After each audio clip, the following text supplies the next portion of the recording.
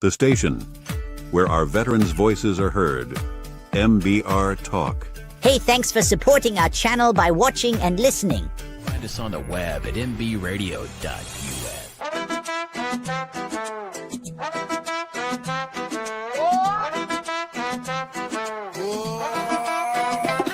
Desde Brooklyn hasta el sol del Medio Oriente, José Flores con fuego en la mente. Raised in the Bronx where dreams don't sleep, donde el hambre te enseña a resistir. Section 8 life, no handouts, no cheat. He built his power from the pain on the street. Cada golpe, cada lágrima caída fue el fuego que encendió su vida. Ahora camina con propósito y voz. José Flores, hear the noise. De la calle al combate, turn his trials into faith. Con disciplina y con fe, now he rises every day. From the block to the world sin temor. You ever need a haircut? So that these kids can learn how to play instruments or want to, not just learn, but want to. But I think that there's a major shift. Iraq to Korea, he led from the front. Now he lifts others, never just stunts. Hoy es mentor, líder, amigo. Welcome to the Motivated Mindset with your host, me, Jose Flores. Hey, thank you, ladies and gentlemen, for being here. I am a proud Latino born in the Bronx, raised in Brooklyn, New York City, a veteran with over 30 years of military service and someone who truly believes our greatest chapters are yet to be written as we face our greatest challenges today. My journey has taken me from the streets of New York City to serving our nation around el mundo, that means the world. I had the honor of serving in places like Alemania, Germany, Korea, Central America, Afghanistan, Iraq, and many places throughout the United States. After retiring from the military, my commitment to service continues as I transition into the federal government, which was stupendous when I joined. I had the privilege of serving in the Department of Defense, DOD, and later with the Department of Housing and Urban Development in the EEO specialist and certified mediator, as we say. And I've had the honor of serving along some great leaders that reminded me about one important truth. Leadership is not about title, mi gente. Leadership is about influence. It's about integrity. And more importantly, it's about the impact we have on others. One person who has made a lasting impact on my journey as a friend and mentor, Miss Cindy Dunn. Cindy, it was stupendous. Back in 2022, I had the privilege of attending a leadership conference where Cindy was one of the facilitators, right? And as I sat there watching her, delivering her training, I remember thinking, I have to meet Miss Dunn. I have to meet this incredible human being. Her passion, her ability to connect with people immediately stood out. And after her training, I introduced myself and asked her if she could consider becoming a mentor for me. And thankfully, she said, "Seguro que sí, of course." It was stupendous. And that moment became the beginning of an incredible mentorship journey for Jose. Cindy has challenged me, encouraged me, and inspired me to continue to become a better leader and a better human being, a better person. What started as a professional mentorship has grown into a true friendship. You know what I'm saying? Built on respect, trust, and a shared commitment to helping others grow. And that's what the Motivated Mindset, this channel is all about, mi gente. Recognizing people who pour into us, right? Learning from their wisdom, ¿verdad? And sharing stories that inspire others to keep moving adelante, forward, right? Because remember, every person has a story. Every challenge has a lesson. And every setback can become a setup for something even greater, whether you're a veteran transitioning into a new chapter, whether a leader trying to make una diferencia, a difference, right? An entrepreneur chasing a dream, right? Or someone simply looking for motivation to get through the day, mi gente. You never know whose roof is leaking unless you live there. So remember this, your mindset es importante. And one last thing before we start, check this out. One last thing before we start. If you vibe with what you hear today, right? As we go through this interview, if this conversation inspires you, if you appreciate the interviews, the energy, bring it on, and the message, all I ask is support us. For example, the YouTube, scan it, put your phone there, hit like. As a matter of fact, what I will do is I will put in the comments right here, make it easy for everybody, is the link. And I just put it in there. Check it out. Check it out. It's on its way. So, just share this episode with someone who could use a little motivation. I'm telling you, your support helps us continue to bring powerful guests, meaningful conversations, mi gente, and purpose-driven content straight to you. All right, families, let's get ready to bring our person on. You know who I'm gonna bring? Give us a moment, because we're about to make this happen, Captain. Hoorah! The interview of the week is brought to you by Jersey Mike's, a sub above. Cindy, what's up? How you doing? Wonderful, Jose. Wonderful. Thank you. Oh my goodness, this is stupendous. I am so happy that you're here, because we definitely gonna delve into some stuff. And on purpose, like I said, I kept some of the stuff out so we can talk about your journey, who you are. And ladies and gentlemen, another thing, this is what I want you to do. If you have comments, if you want to send a shout out to Cindy, please say it throughout the program. Put it out there. We want to know who's out there. So Cindy, before we start with any title, who is Cindy? Where you grew up and who are you? Yes. But first, I want to thank you, Jose, as well as Yvette, for inviting me to join my very first podcast. I'm excited. My very first one. So thank you so much. Well, who is Cindy? I am a proud product of Prince George's County, Maryland. My mother is still actually living in the family home that I was raised in Lanham, Maryland. My parents purchased that house in 1964. Oh my mom still, I tease her all the time. She still has the same home phone number. So it's embedded in a lot of people's mind. I lost my dad from complications of dementia in August of 2024. Mm-hmm. I have an older sister and a younger brother. I married a career Army soldier in 1983. And I had my first son in 1984 and my second son in 1986. Wow. My youngest son will be 40 years old tomorrow. So if you let me indulge you just for a second, I like to give a shout out to my baby boy. Happy 40th birthday. Your mother loves you and I will see you tomorrow. Happy birthday.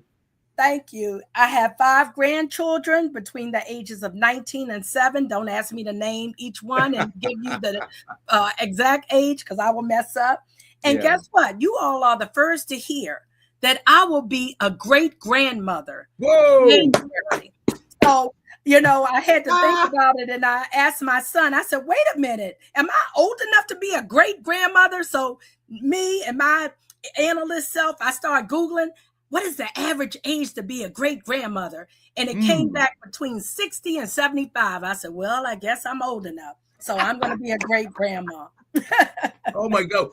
We got a couple of shout outs. You got a shout out to from, what's that, Teresa Singleton? Am I saying that right? Hey, Teresa. That's one of my old employees. Thank you for always supporting me. We have another one from Jimmy Porter. Hi, Cindy. Hey, Jimmy from Louisiana. How's it going? And we have another shout out from, what is it? I said, Arnita. Yes. What's up, girlfriend? I love this. You all know that I thrive on energy. So just keep on with the shout outs. Keep it going. Thank you. We got another one from Jordan Porter. Hi, Cindy. It's Jordan. Congrats on being on the podcast. Hey, Jordan. Oh, my goodness. I love it. Family, keep it coming. Keep it coming. So, So we would, thank you for the. So before we get started, right? Like, what made you start your career working for the federal government? And please let people know where you started, at what grade, and so on. Yes, absolutely. My mother and father always instilled in their children, you're going to go to school and you're going to get a good government job. That's what they used to say back then, a good government job. So I remember when I was at the University of Maryland, I went over to what was called an unemployment office. And I really like to ask people questions, but I'm sure a lot of people are on here and they remember unemployment offices. It was right in College Park, right next to the University of Maryland.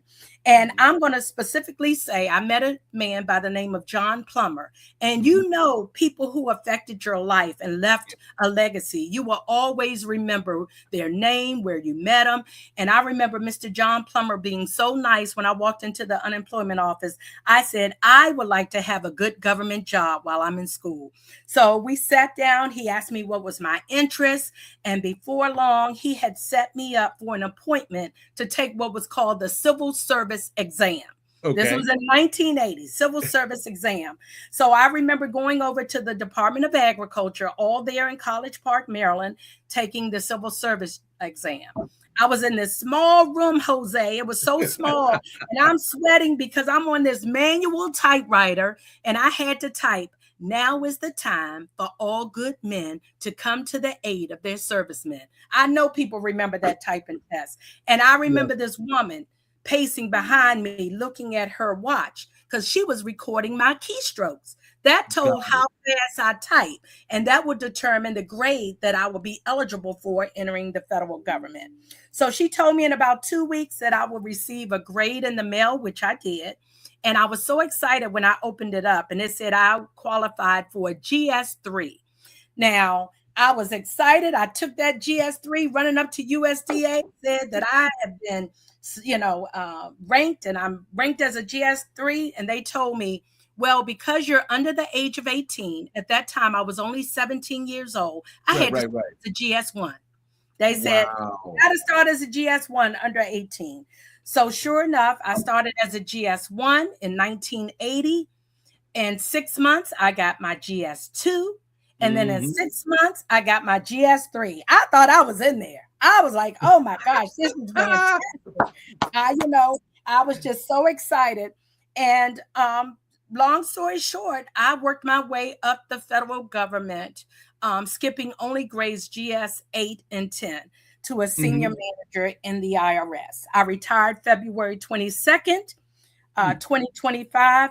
And I retired as the longest serving EEO EDI director for the IRS. I held that position for over 25 years. Wow. And that is one of my many legacies. And that's what we're going to talk about, leaving legacies. Yes. And we have another shout out from, let me see, Javon. Okay. Yes, my international friends are joining me. I love it. Jose, this is so great. Hey, Javon. This is stupendous. Oh, I love it. People, keep it coming. Keep it coming. Yes. So, so what we're going to talk about as we talk about legacy, so like, what are some tips to become an effective leader when it comes so you can leave a legacy? If that makes sense. Yes, ma'am. Absolutely. And these are tips that I lived by. This is tips that I taught by, to be an effective leader. And that's the key. You want to be an effective leader. You have to keep your word, number one. Don't make promises you can't keep. No one will believe you and follow you if you do not keep your word. Be fair to all. Good leaders show no favorites. And I know I had to learn that early in my career as a young leader. I had my favorites, and we're going to be honest here. Everybody had their favorites. I knew who I could go to. I knew who would get the job done. I didn't have to do no status checks. Oh, how long it's going to take you? When you're going to have this back? I knew that they were going to be able to get the work done. But as I revolved and grew into my leadership positions, I knew I had to afford everyone an opportunity. So make sure that you be fair to all. Be a good communicator. You don't have to have a commanding voice for people to follow you and lead with you. Be flexible. And this is one of my favorites. And I know Teresa can vouch, one of my employees. I always say, you always have to have a plan B. Sometimes you need a plan C or D, because at all times, plan A sometimes doesn't work. So you got to have and be flexible. Be organized. The time you spend planning will be repaid many times over. So you got to be organized. I used to have a junky office. I had stacks and stacks of paper. But if someone was to call me and say, Cindy, where's file B? I could have told them, go in my office, the second stack, the green folder. I could tell them exactly where that was. So be organized. Don't forget to delegate. Some leaders assume that the job won't get done unless they do them themselves. And I was like that too early on. I'll just do it so I don't have to worry about explaining it. And I know it's going to be done right. But no, a good leader An effective leader will delegate, give everyone an opportunity to be able to contribute. Then set as an example. We have to lead by example. Be consistent. Nothing is more confusing than a leader who is saying being one way 1 minute and then switching and being somewhere something totally different. So be yourself and make sure you be consistent. One of my favorites, give praise. It costs nothing to say nice job, or give someone a pat on the back. We're so quick to criticize. We need to give praise as good leaders. Absolutely. And then ask for help. That's the last tip that I have for being an effective leader. Leaders don't have the answers to everything. No one has the answers to everything. So it's okay to ask for help. So those are my tips for being an effective leader. And it has worked for me throughout my career. No, those are great tips. I know when you mentored me, that was pretty cool. And you tell me, okay, so you got to read this and then we'll talk about it. And I know one thing that you didn't like was whenever one of your mentees said they were going to be there and then they didn't show up or let you know, and how important that is. If you're going to say you're going to do something, then you commit. Absolutely. Right? Absolutely, Jose.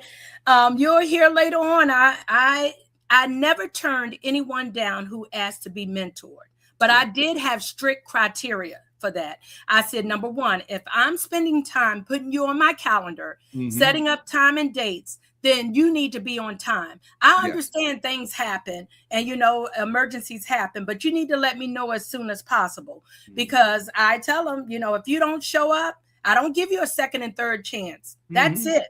And I cut you off my mentor list. So yes. And we got another shout out. This is from, let me say, she said, always be on time. Teresa said, always there you be go, on time. Teresa. Yeah. And let me see, I think we have another one. Let me see, that already? John Jones. Hello, Cindy. Hey, John, what's going on? I'm glad you could make it. And we have another comment. This one is from Good Luck Boys and said, so proud of you. I've learned so much about leadership just by watching you. The lessons you taught me helped shape me into the leader I am today. Leading teams of over 200 people. Love you, Mom. That is my baby boy. His birthday is tomorrow. Stupendous. Yes. Happy birthday, baby. You're 40. Cumpleaños feliz. Cumpleaños feliz. Hey, we're going to go diversity up in here. That's what makes the world go. Hey, thank you. Oh, my God. That is so awesome. You, son. Yeah. That is stupendous. No, that's, if I had hair, forget it. It'd be standing up. That is stupendous right there. But, it. So Cindy, is it true that you mentor federal employees throughout your leadership career? Absolutely. Absolutely. I became a leader, what I consider, first I want to go back because I said everyone is a leader in their own right.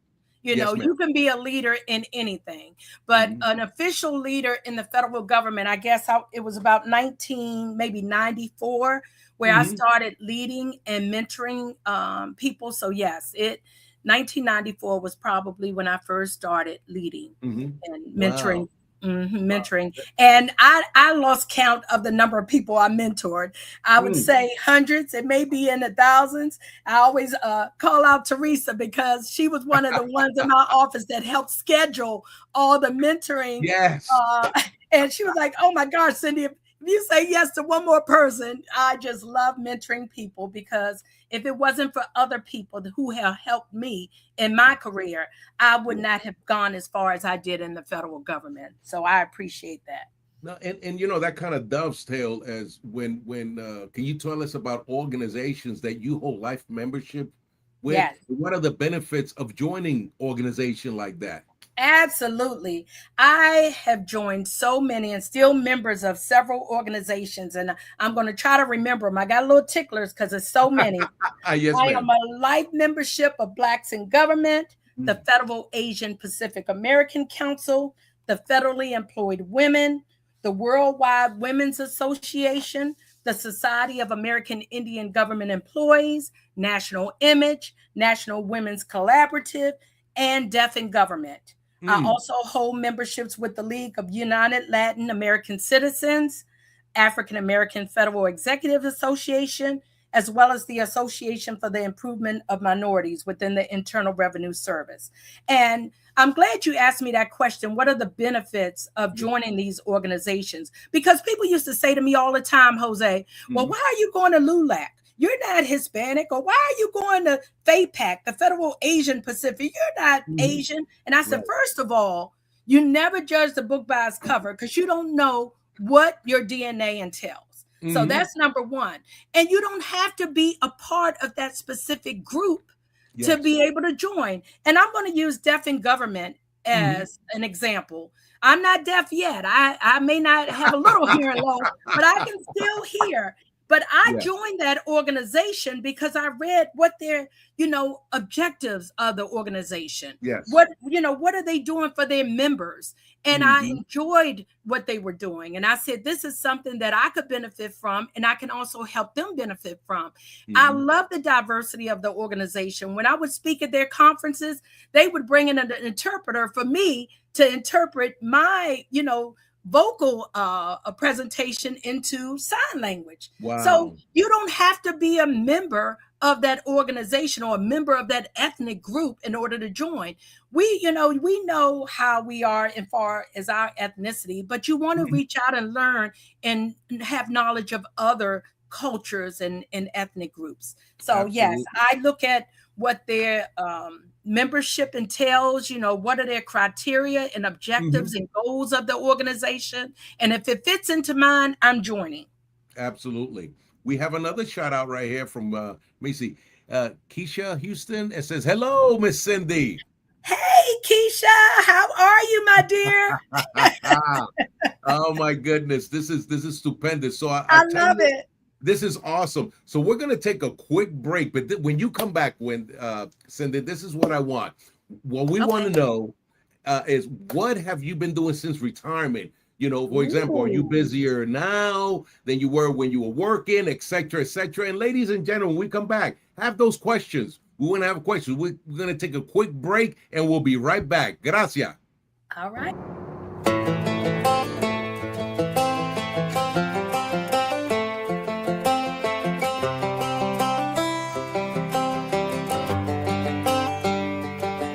It's the guts and it's the glory. 100 stripes, 100 stories.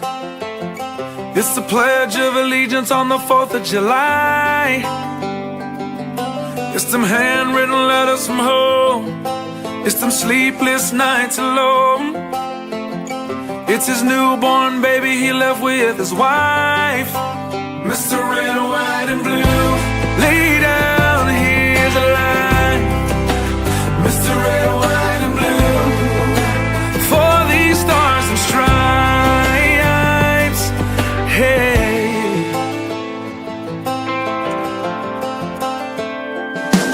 From the fields of Indiana to the swamps of Louisiana, to the golden coast of California, Uncle Sam's the only family he's got.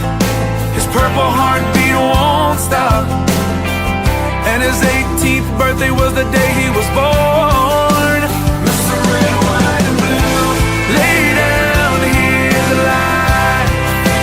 Mr. Red, White, and Blue, for these stars and stripes. Mr. Red, White, and Blue, stand on the front line. Mr. Red, White, and Blue, pay the ultimate price. Oh.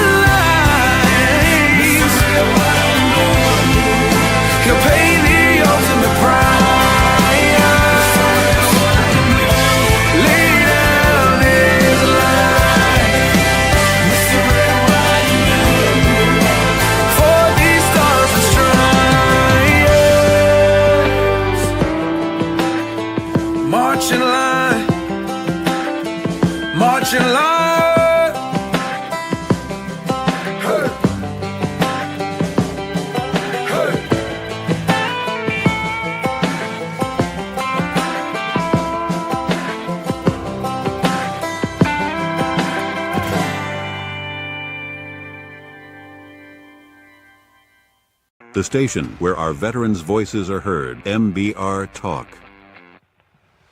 Hey, thanks for tuning in. Welcome, Quack. Program are those of the speakers and do not necessarily reflect the views or positions of any entities they represent. The web at mbradio.com. Welcome back, Cindy. This is stupendous. Okay, hey, first of all, we got a couple of more shout outs for you. This one is from Keisha. You should say, good, so happy to be on. All right. Yes. And then we have, let me see, Pamela Harkless. Hi, Cindy. So proud of you. Thank you, Pam. So proud of you. So this is awesome. Thank you. So, but before we get into the question, tell me, what did you think about that commercial? Wasn't that like on? I loved it. I absolutely loved it. Thank you so much. I appreciate that. So thank you. Before we go on break, before we went on break, we wanted to know, what have you been doing since retirement? And, are you busier than when what is it like? So that's what we want to know. Oh, yes. I feel like I'm more busier now than when I was actually working. I promised myself I am not going to take on another full-time job. I said I have worked for the last 45 years and I retired with 47 years. So I am not going to work hard any longer, but I do appreciate and I continue to help friends who have like contracting, businesses where they may need some help periodically. I served as a keynote speaker for the Federally Employed Women's Mentoring Seminar. I conducted a leadership training class for the Prince George's County Public School administrators. I was a keynote speaker for the 5th annual Juneteenth celebration in Colonial Beach, Virginia, which was really a lot of fun. I was a speaker for the Women's History Month celebration of girls at Millwood Elementary School, and that was a lot of fun. It was intended for the young girls at the elementary school, but they had such a good time, and the teacher said, you know what, we need to bring the guys in here too. So they eventually invited the entire classroom to come and listen to that. I was a speaker for the FAPAC mentoring seminar and conducted workshops, seminars on financial literacy and retirement planning for FEW and AIM IRS. I am going to be the speaker for the National Women's Collaborative Summit, which is going to be in St. Thomas, Virgin Islands this year. Oh my goodness. I have been the speaker for the last 3 years, and I said, I could finally come and be a participant, but I couldn't get away from that. I was now chosen to be one of the facilitators for the fireside chat. So I'm going to be doing that. I conducted a presentation for SAGE organization. I supported and marketed the Giving Back event that helped feed and pay bills to thousands of Maryland, Prince George's County family members. I am a board member for the Trey Legacy Education Foundation, where we provide scholarships to youth in the Baton Rouge, Louisiana area. So I want to give a shout out to the Porter family for starting that. So I have a lot going on. Oh man, that's beautiful. We got another shout out right here. This one is from, what is Wilma? Wilma Edmonds. That's my auntie. Oh my goodness. Hey, auntie. I love it. That is stupendous. Oh, I love my family. My family is so supportive. And they love you. They love you so much that it's evident, And let me see. One of the things also, I know you talked a little about that you excel in your federal career starting as a GS1 and skipping, what was it, 8 and 10, was it? That's correct. Retiring as a senior manager. Any tips for those who are looking to advance in the federal workforce? Yes, absolutely. I love giving tips on people. You learn from your mistakes, and I always want people to learn so that they don't have to make the same mistakes that I did. And one of the things that I had learned and helped me again in my career is that you don't turn around any opportunities. And what I mean by that, I love giving real life examples. I know many people on the call have heard me speak in many of my presentations, and I love giving real life examples. And this is the example that I want to give. Again, I worked for the IRS, and I always listen to our employees, Jose. And we had a lot of secretaries where they capped off at GS10 level. And they kept saying, We need opportunities. There's no career ladder to move us up like all the other specialized positions. So, we need to do something about that. So what I did is I went to my commissioner and said, look, I would like to create a detailed opportunity where we'll give, secretaries and, give them an advantage of where they can possibly move up and move into another series so that they can continue their growth. So I was approved to have a 7-9 EEO assistant, so then that could become an EEO specialist for people who are in the government, know how that series run. So I went out and I did my interviewing. And I remember in particular, this young lady called me. And I called her and she called me back and I said, hey, I see that you're a secretary and you're looking to possibly, look for a detail opportunity. I read over your application. It looks really well. And I want to ask you, are you interested in possibly working in my office? The first question she asked me, Jose, was, well, what grade level is it? I said, well, it's a 7. I said a 7. I think it was a 7, 8, 9. That's what it was. And she said, well, I'm an 8 already, so I don't think that I would be interested in this position. I said, well, do you realize I'll move you out of the 318 secretary field to the 260 EEO field, that would give you a better power of being able to move up? She said, no, I mainly wanted a promotion, so I don't want to waste your time by interviewing. I said, okay. And I said, the lesson learned there, Jose, because later that year, I was afforded to announce GS 7, 9, 11, 12 in my office. And guess whose application came through? Hers. That same lady. Guess what Cindy did with that application? Because I already knew what you wanted in your mind. So I say, you never, ever overlook blessings and opportunities. There have been times where I took laterals. And another example, when I was working for Export-Import Bank of the United States, I was the GS-13. I was the SCPM, and for people who don't know that, I'm sorry, Special Emphasis Program Manager for the entire agency. I was a GS-13. And I remember a job opening up at the IRS, and it was a GS-13 EEO specialist. I said, well, let me just try it and see.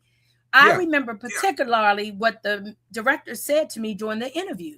She said, I'm looking for someone who can replace me when I retire. And these bells went off. Ding, ding, ding, ding. Career opportunity to move up.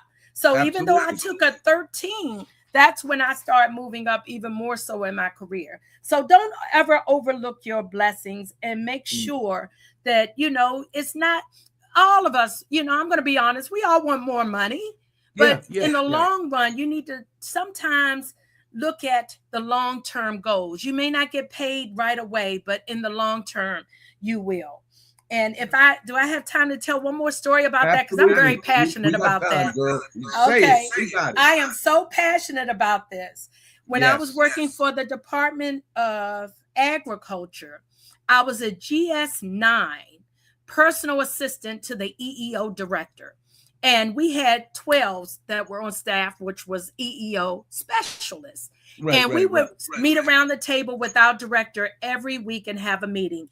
And I remember our director asking, okay, who wants to go on the next EEO compliance review with us? And I remember all the GS-12 EEO specialists asking, well, where we have to go? And nothing against Ames, Iowa. Believe me, I loved Iowa.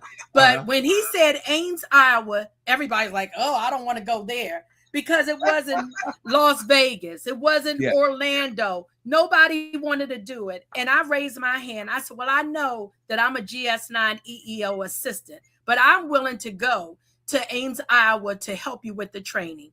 I went with my director to that training.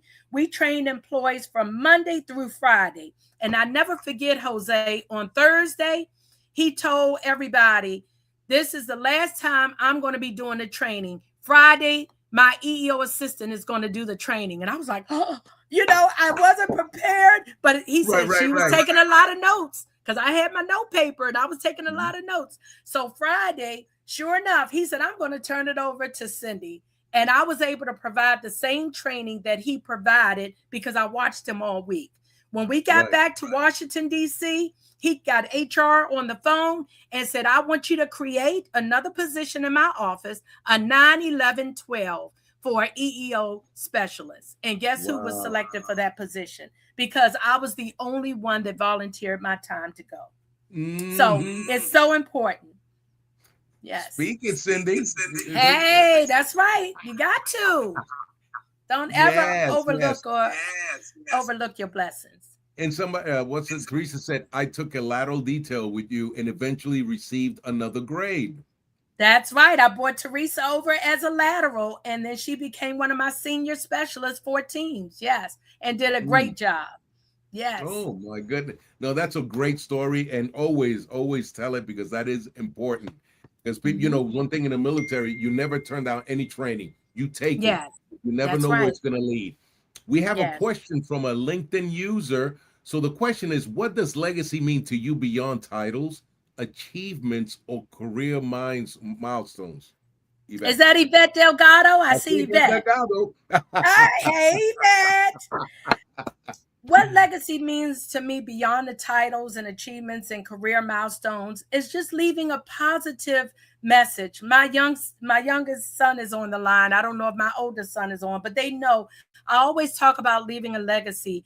When you're gone, you know, what will people say about you? You know, what would they remember about you? So many times people retire and then, you know, next year somebody mention your name and say, who is that? You know, who is that person? I don't recall that person. So it's so important to me in leaving a positive legacy where people will always remember you. I have positive things that I have done. And Yvette, I love telling this story as well. One of my legacies that I will always have at the IRS is that I created what was called a detail opportunity database. And I had to fight for this database, but it is still being used to this day. And what this database is, again, early on in my conversation, I was talking about how, helping people, talking to employees, listening to them. Employees was coming to me and saying, Cindy, I'm tired of hearing about detail opportunities after the fact. We'll get an email. Well, let's thank Jose Flores or say congratulations to Jose for being selected for this detail. You hear it after the fact. So I came up with this database and I went to my commissioner and said, why not create a database where all detail opportunities be put into? I said, so all managers who are doing any type of hiring, put it in a database so all employees will have an opportunity to see and apply. And I got pushback, and I remember the commissioner saying, no, I don't want to do that because we're not going to pay for somebody to move from Washington to California for a detail, blah, blah, blah. Well, you know, Cindy, I had my options, and I said, okay, you're right. We're not going to pay for them to go on a detail, but how do you know they don't have family members that live in California that they can stay with to, you know, go into the detail? So don't afford no one the opportunity. Let them decide, but let them know we're not going to pay for any moving expenses, but they may make some other arrangements. So that worked out really well, and that detail opportunity database is still being used as far as I know. At the IRS, and people have applauded me many times for saying that they have this and they now have a fair opportunity to apply for position. No, that is stupendous. I hear an echo. Yeah, it comes in, depends on the internet. Yeah, but we're good. I can hear you. It comes out clear. We have another shout out right there from, it says, hi, Cindy. Hey, Jesse. Hey, I'm going to be cruising with Jessie for her 75th birthday in a couple of weeks. Oh, my goodness. I put you out there, Jessie, 75. That's an accomplishment. We're cruising for her birthday. Thank you for joining. We definitely need pictures. And a LinkedIn user said yes. I mean, based on what you said before, you know, and I think that's so important. Yeah. And I got a text from somebody, I guess it says, what do you believe the next generation needs most from leaders right now? What do you think they need, the next generation of federal workers? I think they need guidance. Definitely guidance from more seasoned employees, because I think that's what's going wrong now within the federal government, because so many seasoned people have been, fired or forced to retire, where there's no historical knowledge anymore. So they're having to start from scratch. And I don't think that's fair to millennials or new employees entering the workforce, not having any type of person to tell them, the culture. I always say the unwritten rules. Yes. They have unwritten rules, and you'll never find it in a textbook or in any type of standard operating procedures. That's what you learn from seasoned employees. Yes. So that's what I would say. Find guidance. Find someone who is seasoned that can help you, tell you the culture about the organization. So many people come into an organization with all these really good ideas. They want to come in and change things really quick. And what happens most of the time? They fail because they don't know the culture. Yes. You have to know the culture of any organization before entering and trying to make any drastic changes. Yes. Yes. That's a good question. Yeah, absolutely. I remember when I was in the military and when I changed over to another division, and what I would do is stop, look, and listen 90 days. Unless it's a safety issue, then we make changes. But stop, look, and listen. See what the culture is like, because that's going to help you out a lot. And just so as I know we talked about this, but do you have any upcoming events that you're part of and would like for us to watch? I know you shared about the one, St. Thomas. Is there anything else? Yes. Oh my goodness. I can't. Ooh, that's gonna be stupendous. Oh my God, I am so excited about that, Jose. Oh, like I said, I thought I was going to be going as a participant this year. Yeah. Now being a retired federal employee, but the CEO, Sharon Jackson, have convinced me to be a facilitator at one of the fireside chats. So I will be doing that.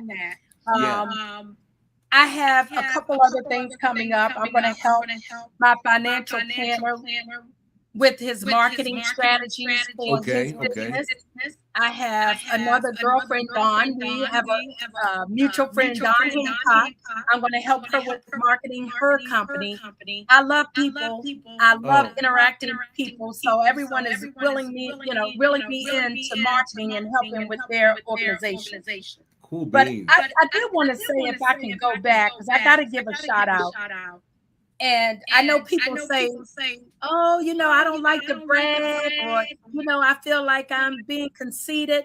But we have to brag about our accomplishments, because if you don't, nobody will know what you've done. So Muhammad Ali said it the best. He used to say, it's not bragging if you're telling the truth. So I just wanted to put a shout out there to say, I know we talked about legacies. I do want to talk about one of my lasting legacies that I am very, very proud of. And that is that I was featured in a magazine. Ta-da! And I think Jose is going to share that later with you all. But in October 2024, I was featured in a DiversityCom magazine.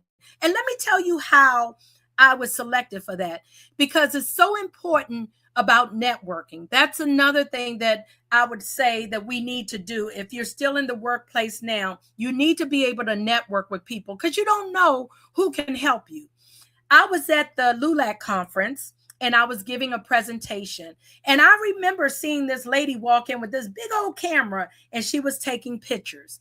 And I was thinking to myself, oh, she's going to move on to the next and, do her thing. Well, she ended up staying the entire presentation.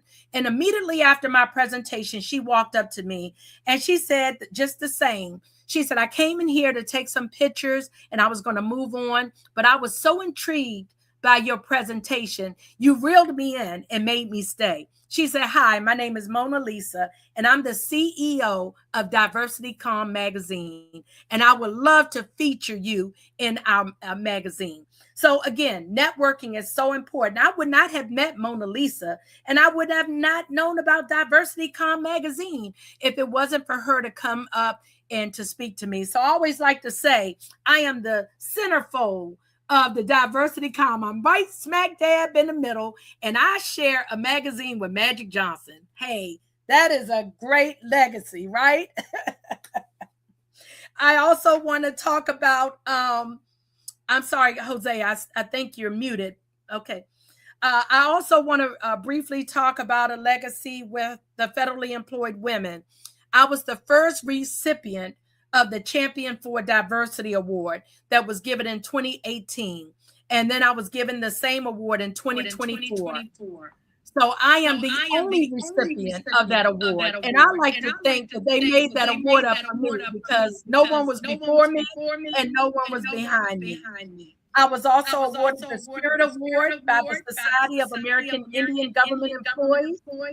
So I always say, by leaving a legacy, my goal is to have my great-great-great-grandchildren, to read about their grandmother, about the work that she done, the difference that she made, and, mark it and making society a better place.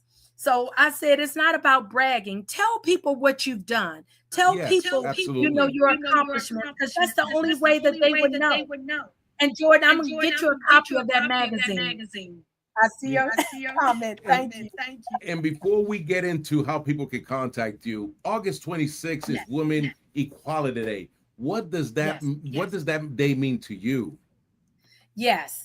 Women Equality Day means a lot to me, especially during these days and times. We're going through some, real bad times, but we need to know it commemorates the 1920 certification of the 19th Amendment of the U.S. Constitution, granting American women the right to vote.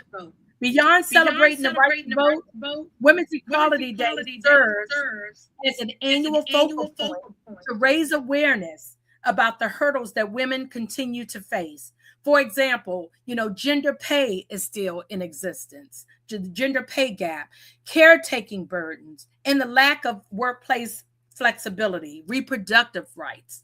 So women still face obstacles today, and that is why it is so important that you do exercise your right to vote. I had 2 grandchildren that turned 18 last year, and that was the first thing I asked. Did you register to vote? It is so important that we do that. By chance, is any of my grandchildren on the line? I just wanted to ask Jose. If so, do a shout out real quick. And Jose, I think you're muted. Yes, right. I was. I do. Hey, people. Hey, any grandchildren? Any of the grandchildren out there? And somebody said, Jessica, hey, Cindy, you have truly been a blessing to so many people doing their careers. I'm so proud of you and all your well-deserved accomplishments. Right? Yeah. No one. Oh. Yeah. That is. Thank you, Jessica. That is awesome. So what we're gonna do is, how can people get a hold of you and talk about some of the things? I'm gonna bring up the slides. And you can talk about it. Let me go to that first one, and you can talk about what's going on here. Oh, this was so much fun, Jose. Let me tell you about this slide here. Now, I told you all that I was invited to be the keynote speaker for Colonial Beach's Juneteenth program that took place on June 19th this year. And right after I gave my keynote speech, this radio station pulled me over and said, hey, we want to interview you live. And I was like, oh my goodness. So it was an impromptu interview where they just went over the key points, and I went over the key points of my Juneteenth presentation. So that was really exciting. I actually have the link too. I can share with you and the rest of the people, Jose. I can give that to you later, that you can hear the live interview of the radio station 88.1. You're muted, Jose. Oh, yep, absolutely. Yes. I'm sorry. Yeah. And here's the next slide. Yes, this slide is my presentation for the Juneteenth program. And everyone was saying I look so nice in my red, and I was trying to explain to them, red represents the blood that was shed, by our ancestors during Juneteenth. So that's why I had this bright red jumpsuit on. But that was really nice. We had a good time at that program. Cool beans. And we have a question. We have a comment. I'm proud to say that I've been to a few workshops provided by Cindy as a manager of the Virginia State Social Services. I've used some of the strategies. That's from that is stupendous. Oh my God. All right. Yes. And I think here is that's the magazine there that we were talking about. You can scan the QR code and so on, and I'll put it back out there. So that's another great thing. Let me see. And this is how they can connect with you, Cindy. Yes. You know, and my email is on there too. Oh, yes. Wait a minute. Yeah, let's put that email. Let's put that email, and it is right. Let me see. Show. And while Jose's pulling up that email, I want to put out a little disclaimer because since I retired, I am always traveling. And I used to say when I was working, I would answer in 24 hours. Well, guess what? It might be a little bit longer because I may be on an exotic island in St. Martin, one of my favorite places. So I may not be able to respond right away, but I will respond to all emails, LinkedIn, and Facebook messages. Mm-hmm. And let me see if there's any more questions. Let me see. I think that's about it. So we have a few minutes. What would you like to say as you're closing to the audience, to people, future generations? What would you like to say, Cindy? Yes, I want to talk about leaving a legacy since that's our main focus here. We need to be able to leave a positive legacy. And I want to leave you with another personal true story about legacy. Working for the IRS, there was another manager that came up to me and said, Cindy, do you need another employee? I said, yeah, I can always use another employee, but what's wrong with her? Because normally people don't give away employees. And they said, oh, she has 2 bachelor's degrees. She has 2 master's degrees. She's a veteran of the armed services. And I was like, okay, well, let's bring her on. So I brought her on for a 6-month detail. And before she started that Friday, I had a conversation with her, and I'm going to call her Tina. I'm not good at telling lies. So her name was Tina, but I'm not going to say the last name. So I had a conversation with Tina, and I told Tina, these are my rules, and this is how my office goes. So we talked about everything. After I told her about how things will be going, I said, okay, I'll see you 8 o'clock Monday morning. 8 o'clock Monday morning rolled around, there was no Tina. And I said, oh, well, maybe Tina got confused and went down to her old job, forgetting that she's supposed to start her detail. So I reached out to the manager. The manager said, no, Tina's here today. And I said, okay, well, I tried to call the number that was on file, couldn't get in contact with her. And Tuesday, Tina come walking into the office. I said, Tina, what happened on Monday? She said, can I be honest with you? I said, sure, I want you to be honest. She said, well, every weekend I drive to see my significant other in New Jersey. And it never fails, Cindy. My car breaks down on the way home every weekend. So I can't get into the office on Monday. And I said, Tina, that's not good. No. I said, I need somebody who's going to be, on time, reliable. I can't have a part-time employee. I said, but if that's your significant other, I would think that they would do anything that's humanly possible to come see you if he knows or she knows you're breaking down every weekend. Right. So I say that to say that was what was called my invisible briefcase story, because I learned early on that everybody carries a invisible briefcase, and it's invisible to you because you cannot add to it, nor can you take out of it, but people around you can. Tina's invisible briefcase said that she had 2 bachelor's degrees. She had 2 master's degrees. She was a veteran, but Tina didn't know how to get to work on her. Wow. So wow. You don't want that. You don't want that briefcase to follow you with all that negativity. So you have to make a point that you do what you need to do so that the people around you will put positive things in that briefcase and not negative. And to close that out, one of my favorite people of all time, he was one of my bosses. I would meet with him every Monday morning, and my meeting would start at 8 o'clock. But I was in his office, outside his office, 7:30 every Monday morning. And one day he came out about 7:45 and he asked his secretary, where's Cindy? She said, well, it's not until 8 o'clock. He said, no, Cindy is always here a half hour early. So something is wrong with Cindy. We need to find out what is going on. That's my invisible briefcase. I'm always on time. I'm never late. You have to anticipate being late. Well, I know, Cindy, that is amazing. Wow. Hey, Isaiah. Yeah, and you have one, I don't know if you got a chance to read it. It said, this has been a fabulous interview. So thankful for you, Cindy, and all that you have sown into me and many mentees. Yes, that's true. Absolutely. Thanks for joining. So, Cindy, if you want to know, it's been awesome. I'm sorry. I was going to say, you know, Jose, I'm a chatterbox. You gotta shut me up. No, we're good. We're good. We are good. No. I just want to make sure that we get everything you want to say in. So yes. And I just wanted to say, if you want to know what your legacy is or what people think about you, my dad used to say this all the time. God rest his soul. He would say, Google me. So I always say, periodically, you should always Google yourself. See what people are saying about you. I do it at least once a week. Unfortunately, all my EEI stuff is slowly but surely fading from the internet, but there's still a lot of things out there. So I'm giving you all a homework assignment. Google Cynthia Dunn, IRF, and you send me an email and tell me what you find. Okay. Thank you. No, thank you for everything. And again, I'm putting out there the YouTube, but when you write your memoir and your book, you're coming back on the show to talk about it. We want to hear everything.